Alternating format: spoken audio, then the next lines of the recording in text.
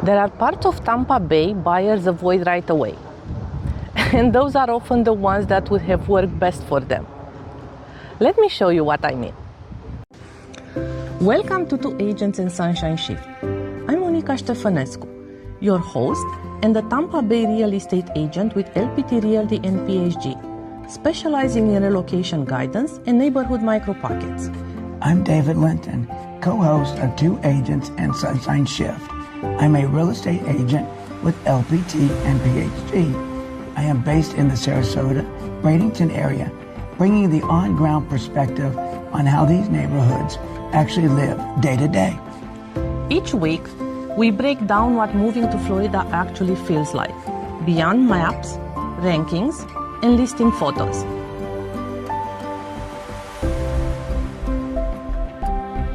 Most people think Tampa versus Bradenton is a preference decision. What actually determines regret is whether the city asks you to live in a way you can sustain. What we see over and over is buyers falling in love with the house first, and only later realizing the daily life around that house doesn't match how they actually operate. This episode is about reversing that order. If you're deciding between Tampa and Bradenton, the mistake usually isn't choosing the wrong city. It's choosing a city that quietly demands behaviors you don't naturally sustain. And when that mismatch shows up, people don't usually say, I chose wrong. They say, Florida isn't what I thought it would be. Absolutely. And let's talk about how each place loads your day, because this is important. Every environment creates background effort before you even live your life. In Tampa, that effort concentrates inside the day. Traffic timing, parking, routing, stacked commitments, constant micro decisions. In Bradenton, that effort concentrates between days. Longer lead times, fewer same-day fixes, more planning ahead. Neither is better. They're just different. Here's how that difference actually feels. In Tampa, people underestimate how fast their day fills up. You can do a lot, but everything competes for attention. In Bradenton, your day feels calmer, but flexibility drops. If you miss a window, you wait. If you don't plan ahead, things roll to tomorrow. People who thrive here are comfortable, anticipating needs instead of reacting to them. What surprises people is that neither of these feels wrong at first. Tampa feels efficient early on. You are getting things done. You're active. You're moving. Bradenton feels calm early on. You sleep better. You feel less rushed. Regret doesn't show up in the first 60 days. It shows up when the pattern repeats, not once, but every week.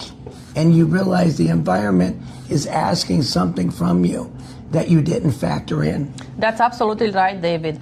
And the real question isn't which city is easier. It's whether you manage energy better through adaptation or anticipation. Most buyers say they want options. What they're really choosing is how stimulated their baseline stays. Tampa gives you optionality by default. Bradenton gives you recovery by default. You don't get both automatically. You need to choose. This usually becomes obvious a few months after people move in. In Bradenton, evenings are quieter. Businesses close earlier. There are fewer spontaneous pulls on your attention. That's restorative. Right? So for some people, others, especially people, use the momentum to constant interaction. This starts to feel like friction. In Tampa, it flips. There's always something happening. You don't have to look for stimulation. Stimulation finds you. but recovery becomes something you have to protect intentionally. Yes, so the question here is simple. Does stimulation restores you or does recovery? That answer eliminates more regret than any neighborhood tour ever will. Most tours show you what the life could look like on a good day. They don't show you what life feels like on a day you're tired, or on a day you're bored, or the 5th week in a row when nothing special is happening. And this is why recovery matters more than people expect. And this is why buyers confuse excitement with fit. There's one more layer most buyers don't think about until it's too late. Recovery only really reveals itself once something breaks. Every place falls eventually. Homes fail, infrastructure falls, services fail. What matters is how recovery actually works and how you cope with it. Right. This is where people really feel the contrast, especially after storms or during peak season. In Bradenton, systems are simpler, but there is less redundancy. If a contractor is booked, he waits. If a service is seasonal, response slows, and that's fine. If you expect it in Tampa, there is more overlap, more vendors, more crews, more layers. Things usually move faster, but they cost more and they require constant coordination. Absolutely, David, and that's why regret sounds different depending on where you land.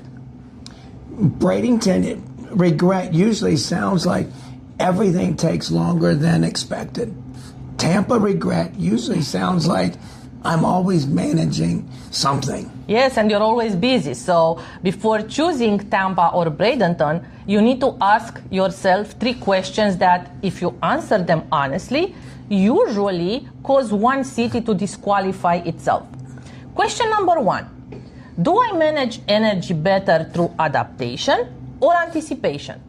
Answer this based on how you live now, not how you think you'll live after the move. Let me walk you through what actually looks like in real life. A lot of people say they're adaptable, and they are occasionally, but Tampa doesn't ask for adaptation once in a while. It asks for every day, rerouting plans, timing traffic, stacking errands, constantly adjusting. If you stay energized by optimizing on the fly, Tampa usually works. If you feel calmer when you can see the week coming and not constantly redecide your day, Bradenton usually fits better. Where people get things wrong is confusing, being capable of adapting with wanting to live in adaptation mode all the time. Question number 2 is, when something breaks, do I value speed or simplicity more? This question usually shows up for the first time something goes wrong, not during the buying process, because that's easy. Right. So here's how that shows up in real life. Some people feel safer knowing help is close, even if it's noisy, expensive, and requires coordination. Other people feel safer knowing their environment is simpler, even if that means waiting longer when something breaks. If delays frustrate you more than complexity, Tampa tends to feel better. If managing people, vendors, and constant decision drains you more than waiting, Bradenton usually feels better. So it's just a matter of deciding which one fits your read. Question 3, does stimulation restores you or exhausts you over time? This is the one question most people avoid answering honestly, and is the most important one usually. Right. And this question is key to everything. If stimulation restores you, activity, people, movement, Bradenton can start to feel small once the novelty wears off. If quiet, space, and predictability help you rest, Tampa can start to feel relentless over time. Most regret doesn't come from choosing the wrong city. It comes from answering these questions based on who you hope you'll be after the move, instead of you actually operate on a normal day. And that's why this filter works. It doesn't ask you to change. It forces alignment. And when alignment is right, both places work extremely well. Absolutely. Florida living isn't measured in distance. It's measured in daily friction. We'll see you next week.